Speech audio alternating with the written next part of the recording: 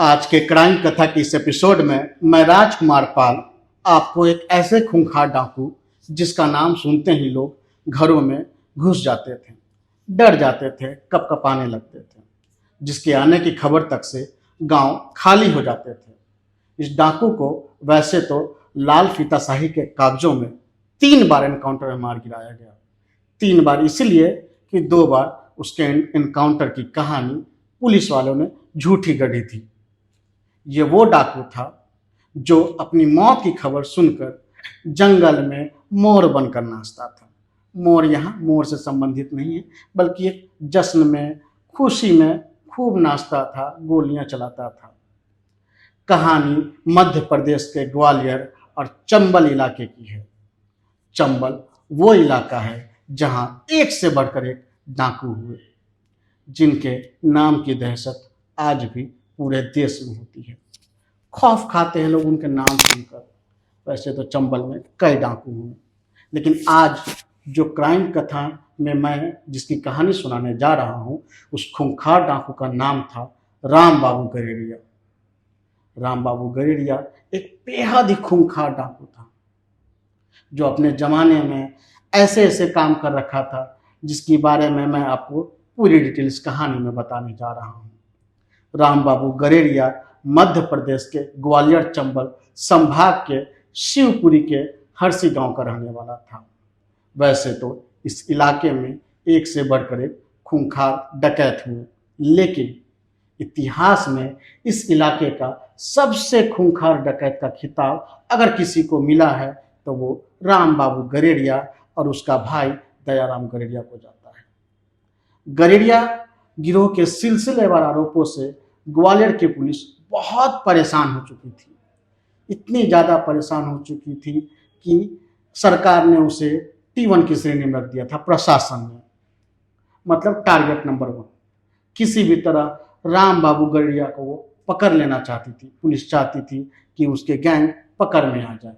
कहते हैं कि मध्य प्रदेश की पुलिस ने गरेड़िया बंधुओं या कहें उनके गैंग को पकड़ने के लिए एड़ी चोटी का जोर लगा दी थी। बावजूद इसके वो पकड़ में नहीं आ रहा था। इसलिए पुलिस ने पूरे गिरोह को, कहते हैं कि पूरे के पूरे गैंग को T1 यानी कि टारगेट नंबर 1 का तमगा दे दिया था। टारगेट नंबर 1 का तमगा का मतलब ये होता है कि एनकाउंटर हो या कुछ भी, उसे पहले प्रथम में पकड़ा जाए। साथ ही गरेड़िया गिरोह के सरगना राम बाबू के ऊपर 5 लाख रुपए तक का इनाम घोषित कर दिया गया था। काफी कोशिशों के बाद जब राम बाबू गरेड़िया पकड़ में नहीं आया तो पुलिस ने उससे मिलते जुलते किसी एक शख्स का एनकाउंटर कर दिया। सिर्फ एनकाउंटर ही नहीं किया, बल्कि उसका अंतिम संस्कार भी आनन फानन में कर दिया। और इसके बाद वे लोग सरकार से इनाम पा लिया। पुलिस वाले इनाम पा लेते हैं। तब सत्ता में कांग्रेस की सरकार थी। तत्कालीन मुख्यमंत्री दिग्विजय सिंह की सरकार ने भी जल्दबाजी में सभी पुलिसकर्मियों को इनाम के तौर पर प्रमोशन दे दिया।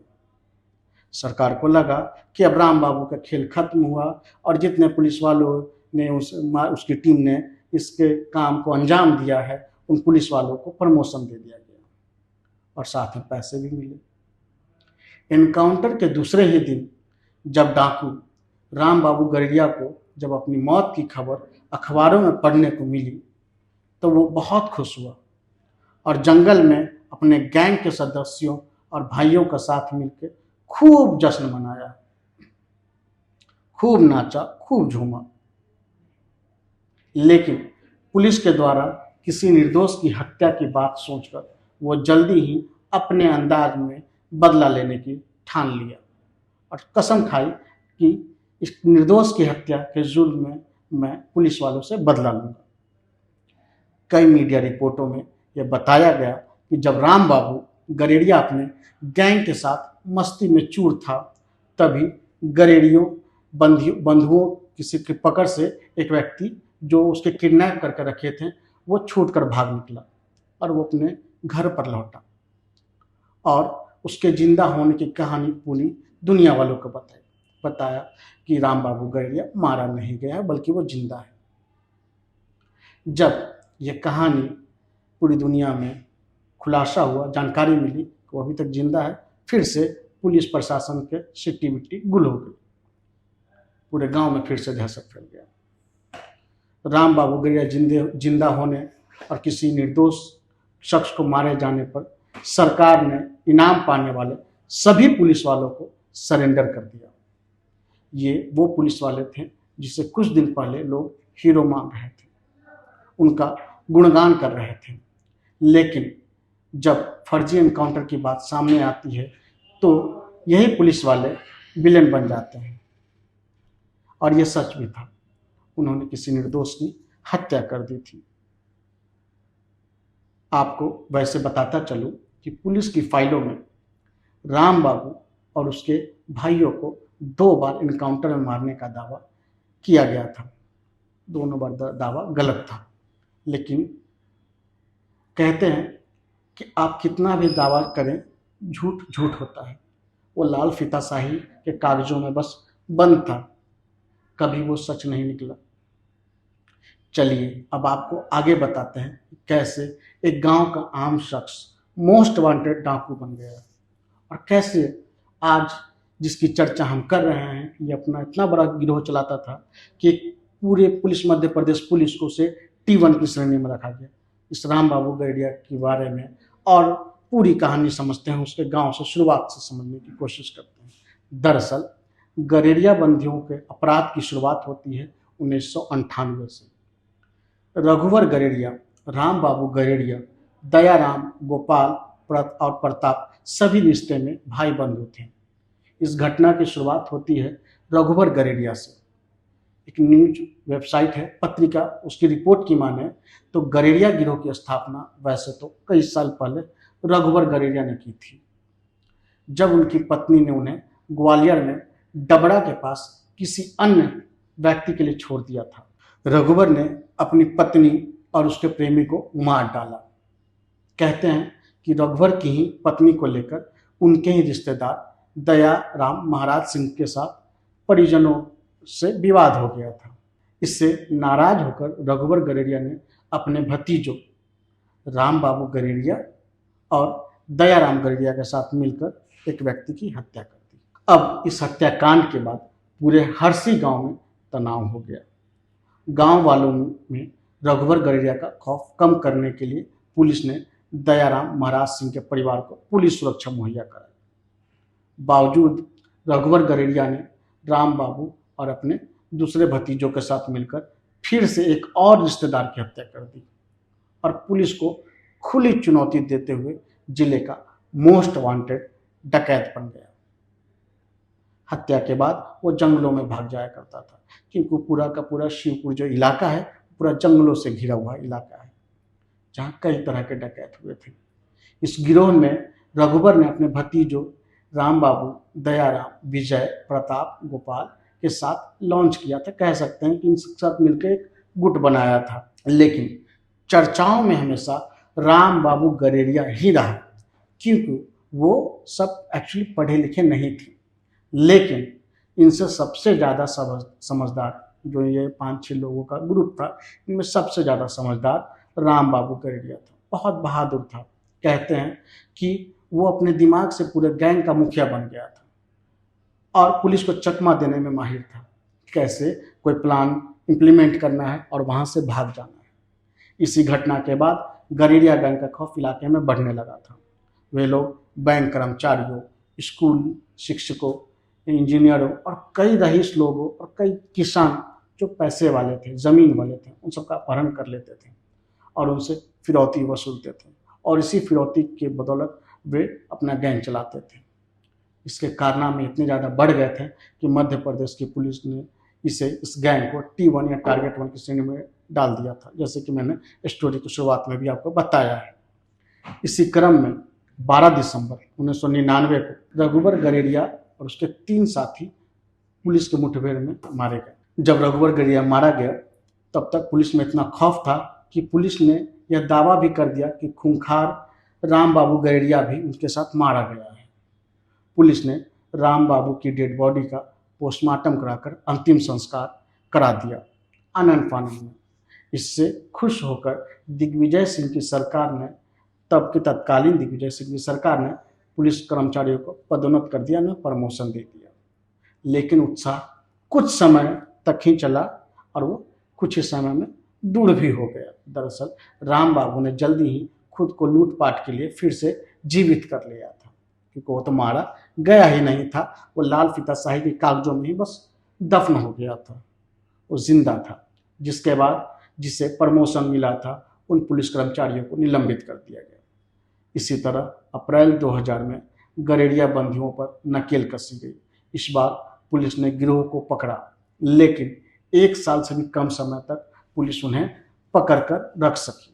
दरअसल मार्च 2001 के दूसरे सप्ताह में .303 राइफलों से लैस 6 पुलिसकर्मियों पूरी तरह से लदी एक सरकारी बस में हथकड़ी लगे गिरोह के सदस्यों को ग्वालियर जेल लेकर डबरा की अदालत ले जा रहे थे। पुलिस इस बात से बेखबर थी कि शायद कोई अनहोनी हो सकती है। वो बिल्कुल बेखबर थी कि गरेड़िया 1 दर्जन से ज़्यादा साथी गरेड़िया गैंग के वो मौजूद हैं, उसी बस में सवार थे। बस जौरासी घाट पर चाय के लिए, विश्राम के लिए रुकती है, चाय पानी पीने के लिए। जैसे कि जनरली बसों में लोग जाते हैं तो रुकते हैं चाय पानी पीने के लिए, नाश्ता करने के लिए। बस वैसे रुकी थी। और इसी दौरान जो गरेड़िया गैंग के सदस्य थे, साथी थे, उन्होंने क्या किया कि पुलिस वालों की आंखों में मिर्ची का पाउडर डाल दिया, फेंक दिया और हमला करके वहां से गरेड़िया गैंग को छुड़ा कर लेकर भागे। गरेड़िया गैंग मतलब उनके भाइयों को छुड़ा कर ले गए। कहते हैं कि उस दौरान मध्य प्रदेश की पुलिस को ये तक पता नहीं था कि उस गिरोह में कितने लोग शामिल हैं, कितने लोग उस गिरोह के लिए काम करते हैं। एक रिपोर्ट के मुताबिक 2001 के अगस्त महीने में फिरौती के लिए ये गैंग एक डॉक्टर और 2 स्वास्थ्य कर्मियों का अपहरण कर लेता है। तब आधिकारिक पुलिस ब्रीफिंग में ये कहा जाता है कि जो गरेड़िया गैंग है उसमें ज़्यादा से ज़्यादा 8 सदस्य हैं। यहाँ पे पुलिस 8 लोगों के जिक्र होने की बात करती है, लेकिन इसके 2 महीने बाद ही भावरपुरा में कांड होता है। इस कांड के बाद चश्मदीद जो है वो पुलिस को बताते हैं कि गिरोह में 12 मजबूत लोगों का है, मतलब दर्जनों लोग शामिल, 1 दर्जन लोग शामिल हैं। हालांकि अभी तक ये आज की तारीख में भी ये कोई नहीं जानता है कि इस गिरोह के लिए कितने लोग काम करते थे। वैसे ये गैंग दुनिया भर की नज़र में तब चर्चाओं में आया जब साल 2004 में ग्वालियर के भावरपुरा में 13 गुज्जरों को एक लाइन में खड़ा करके गोली मार दी गई। दरअसल राम बाबू गरेड़िया बेहद ही खतरनाक और दुर्दांत डकैत था। जैसा मैंने पहले भी कहा है, उसके पास प्रेम और भावना नाम की कोई चीज़ थी ही नहीं। उसे अपने गांव हरसी के नज़दीक के गांव भंवरपुरा में रहने वाले गुज्जर पर मुखबिरी का शक था। उसे शक था कि कुछ लोग उसकी मुखबिरी करते हैं और पुलिस वालों को जाके उसके बारे में बताते हैं कि वो गांव में कब आता है कब जाता है। राम बाबू गरेड़िया को जब यकीन हो गया कि गांव के गुज्जर उसके बारे में पुलिस को मुखबिरी करते हैं, जानकारी देते हैं, तो उसने भंवरपुरा गांव पहुंचकर सभी गुज्जरों को एक लाइन में खड़ा कर दिया और सबसे पूछा, सवाल जवाब किया। जब उससे संतुष्टि नहीं मिली, उसे लगा कि सच में ये लोग मुखबिरी करते हैं, तो एक लाइन में खड़ा करके सबको गोली मार दी। ये दृश्य कैसा होगा आप सोच सकते हैं। इस घटना के बाद पूरे प्रदेश में कोहराम मच गया, साथ ही प्रदेश के पूरे देश में कोहराम मच गया। देश भर में डकैत राम बाबू गरेड़िया की चर्चा होने लगी थी। पुलिस पर गरेड़िया गिरोह को खत्म करने का दबाव बढ़ने लगा था। 13 गुज्जरों की हत्या के विरोध में देश भर के गुज्जरों ने ग्वालियर गुज्जर महापंचायत बुला लिया और पुलिस पर डकैत गरेड़िया गिरोह को खत्म करने का दबाव देने लगे। पुलिस बहुत प्रेशर में थी, लेकिन कोई उसका बाका नहीं कर सका था। इस बीच एक कहानी खूब प्रचलित है। वो पुलिस के नाक के नीचे मंदिर में पूजा करके चला जाता है, पुलिस कुछ नहीं कर पाती है। ये कहानी है साल 2006 की। कहते हैं कि ग्वालियर जिले में डाकुओं की एक देवी विख्यात है, माता लखेश्वरी देवी, जहाँ पे सारे डाकू पूजा करने जाते हैं। दरअसल लखेश्वरी देवी माँ का जो मंदिर है शिवपुरी के जंगलों में पहाड़ पर लगभग 460 फीट की ऊंचाई पर वो मंदिर स्थित है। यहाँ पर पुलिस की हमेशा पेट्रोलिंग टीम मौजूद रहती है, क्योंकि अक्सर कोई ना कोई डाकू वहाँ पे आके पूजा पाठ करता है, इसलिए पेट्रोलिंग टीम वहाँ हमेशा लगाई गई थी। एक दिन राम बाबू और उसके भाई माता लखेश्वरी मंदिर में आते हैं और पूजा पाठ करके मंदिर में घंटा चढ़ाते हैं। रिपोर्ट के मुताबिक इस दौरान सभी भाइयों ने खुलकर फायरिंग की और पुलिस को खुली चुनौती दी। जब तक पुलिस मंदिर तक पहुंचती तब तक सभी भाई आसानी से जंगल का फायदा उठाकर भाग जाते हैं। इसी तरह समय बढ़ता जाता है, उनका आतंक बढ़ता जाता है, लेकिन कहते हैं कि कोई भी आतंक ज़्यादा समय तक नहीं चलता है। धीरे धीरे उनका आतंक का दौर कम होने वाला था, क्योंकि पुलिस उन पर नकेल कसने वाली थी। दरअसल साल 2006 के अगस्त महीने में एक मुठभेड़ होती है। इस मुठभेड़ के दौरान राम बाबू का भाई दयाराम गरेड़िया मारा जाता है। इसके बाद राम बाबू कमज़ोर पड़ने लगता है। तभी जनवरी 2007 में डकैत राम बाबू गरेड़िया से खोर के जंगल में पुलिस की मुठभेड़ हो जाती है और आखिरकार पुलिस की गोली से राम बाबू गरेड़िया मौके पर ही ढेर हो जाता है। उसकी मौत के साथ ही हरसी गांव और आसपास के इलाकों में आतंक का माहौल खत्म हो जाता है। वैसे राम बाबू के मरने के बाद भी उसका एक ऐसा खौफ आज भी कायम है कि उसकी हैवानियत की कहानियाँ आज भी वहाँ सुनाई जाती है। कई किस्से हैं उसके जुड़े हुए। उसके गांव के लोग आज भी उनका नाम लेने से डरते हैं। राम बाबू गरेड़िया जो खूंखार डाकू था, उसकी खबर आपको कैसी लगी हमें कमेंट करके ज़रूर बताएं। साथ ही हमारे चैनल्स को लाइक और सब्सक्राइब करें। अगर डाकुओं से जुड़ी या इस तरह की दुर्दांत खबर और भी जाननी हो तो हमें कमेंट बॉक्स में कमेंट करें और बताएं कि किन की कहानी आपको सुननी है या जाननी है। हम कोशिश करेंगे, हमारी टीम कोशिश करेगी कि आप तक उसकी पूरी कहानी पहुंचाए। आपको हमारी वीडियो कैसे लगी हमें कमेंट करें। साथ ही हमारे चैनल को लाइक और सब्सक्राइब करें। धन्यवाद।